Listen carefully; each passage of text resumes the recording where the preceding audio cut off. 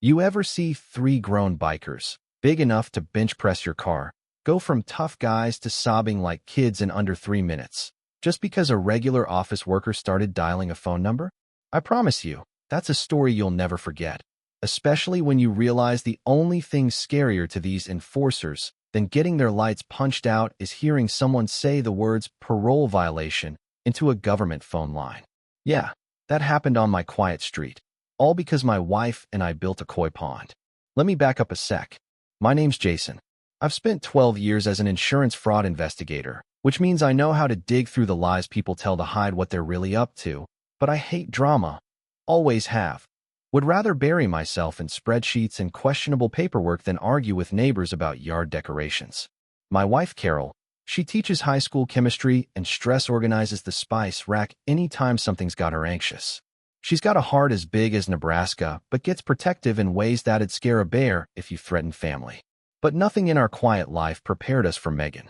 Picture a 57-year-old HOA president with the most aggressive bob haircut in suburbia and a string of real pearls.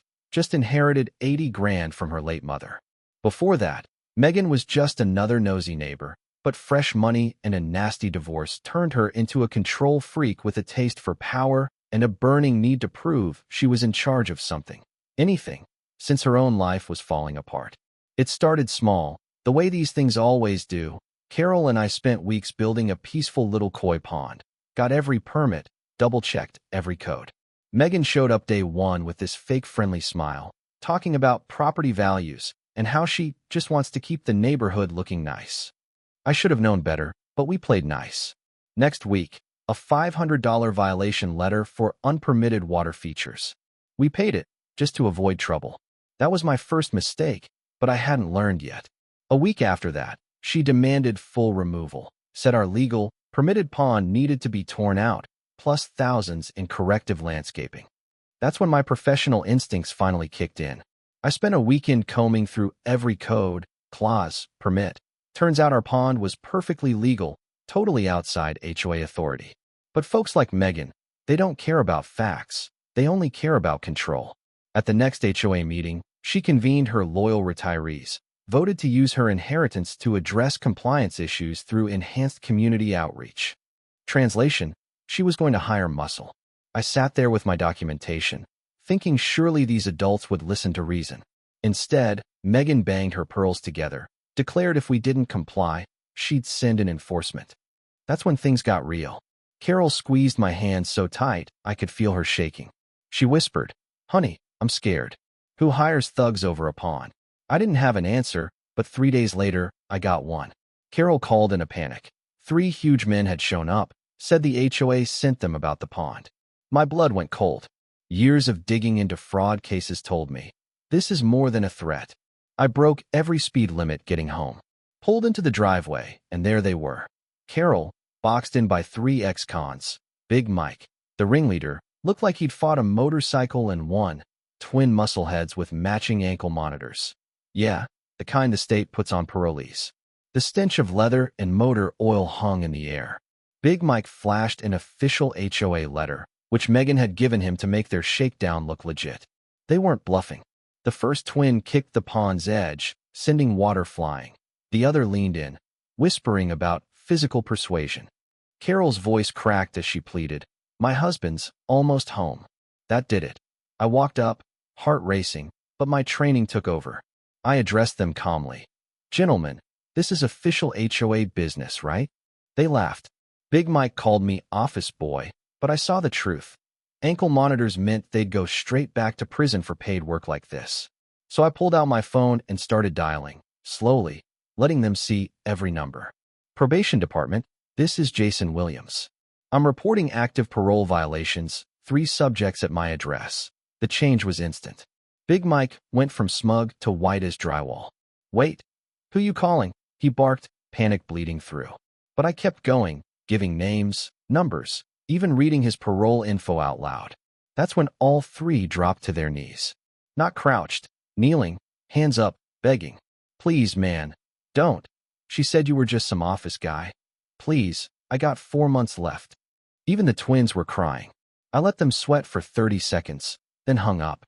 I told them, Next time someone offers easy money for intimidation, maybe ask more questions about the target. Big Mike's hands shook so bad, he could barely start his bike. The twins pushed him down the street like a broken toy. Carol just stared at me like she'd never seen me before. Our neighbor peeked out the window, probably thinking she'd witnessed a miracle. Word spread.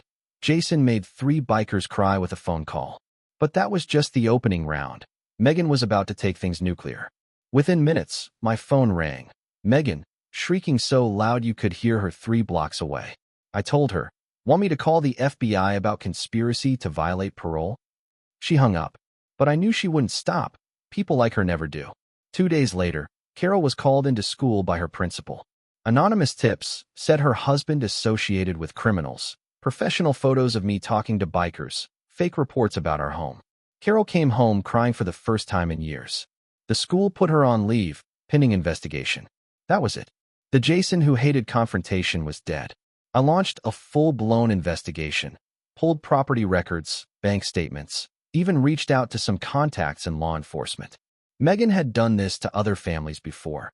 Fabricated violations, escalated fines, intimidation campaigns until people sold their homes below market, and then her consulting firm scooped up the property cheap. This was organized fraud, not neighborly concern. That's when the twist hit.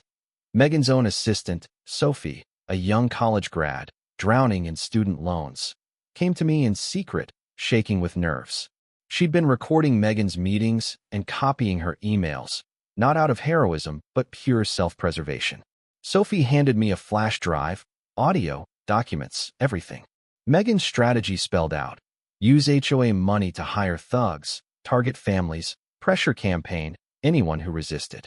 Even worse, emails with community management solutions, a company sending her template letters, advice on breaking families down, and helping her cover her tracks.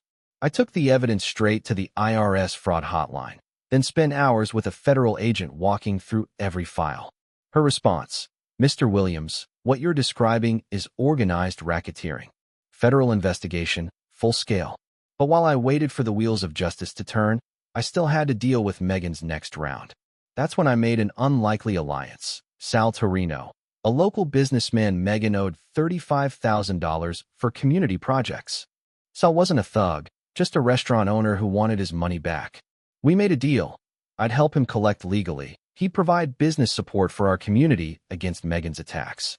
Carol, at first, hated it. But when she realized this was the only way to save her job and protect other families, she became a force of nature, leading neighbors, documenting every threat. Megan, getting desperate, hired a private investigator to follow me, staged mass restraining orders against half the street with fake legal letters. But every move she made just became more evidence. Her own documents, her own voice on tape. Sophie kept feeding me info.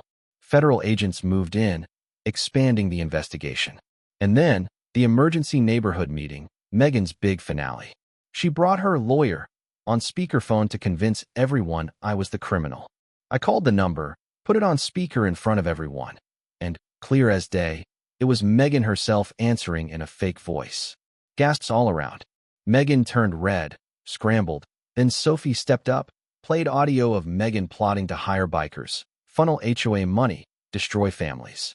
Sal showed up, produced loan documents, $35,000 borrowed for community improvements, really spent on intimidation. Megan melted down in public, screamed at everyone, claimed she was protecting the community. That's when the local officer walked in, arrested her on a stack of charges: embezzlement, fraud, conspiracy. As she was dragged away, Megan warned, "The company will handle all of you." For a moment, the whole room was silent. Relief washed over the neighborhood. Carol got reinstated, promoted even. The HOA voted in new leadership, transparency and democracy finally returned. But Megan's threat was real. Black SUVs started circling, anonymous calls came in, corporate retaliation. That's when the second twist landed.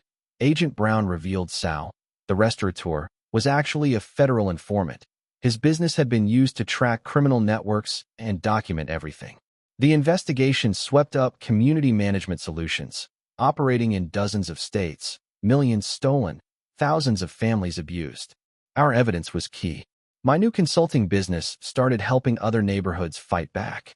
Months passed. Megan's fate became a running joke. She tried organizing inmate committees in prison, filed reports about prison food, but nobody cared.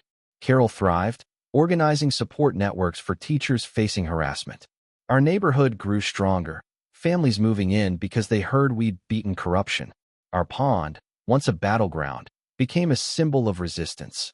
Each year we hold a Transparency Day barbecue right by the water. But the war isn't over. The network Megan belonged to still targets communities, still tries to bully regular families into submission. The only way they win is if good people stay quiet. We've learned to document everything, stand together, refuse to be intimidated.